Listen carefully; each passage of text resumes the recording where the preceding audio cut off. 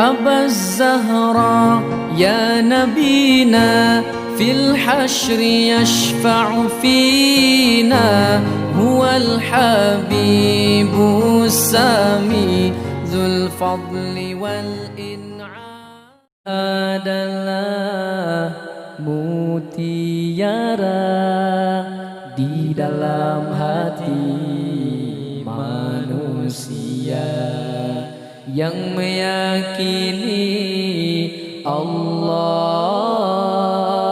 Maha Esa, Maha Kuasa. Tanpamu iman bagaimanalah merasa diri hamba padanya. Tanpamu iman bagaimanalah menjadi hamba Allah yang bertakwa. Iman tak dapat diwarisi dari seorang ayah yang bertakwa. Ia tak dapat dijual beli, ia tiada di tepian pantai. Walau apapun caranya jua engkau mendaki gunung yang tinggi, engkau berentas lautan api, namun tak dapat jua dimiliki jika tidak kembali pada Allah, jika tidak kembali pada Allah.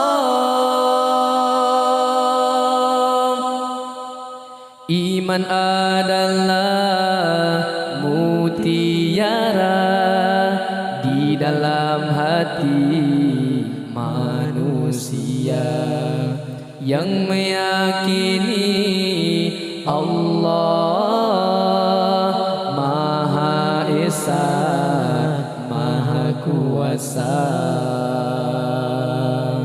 Tanpamu iman bagaimanalah merasa diri hamba padanya. Tanpamu iman bagaimanalah menjadi hamba Allah yang bertakwa. Iman tak dapat diwarisi dari seorang ayah yang bertakwa. Ia tak dapat dijual beli, ia tiada di tepian pantai.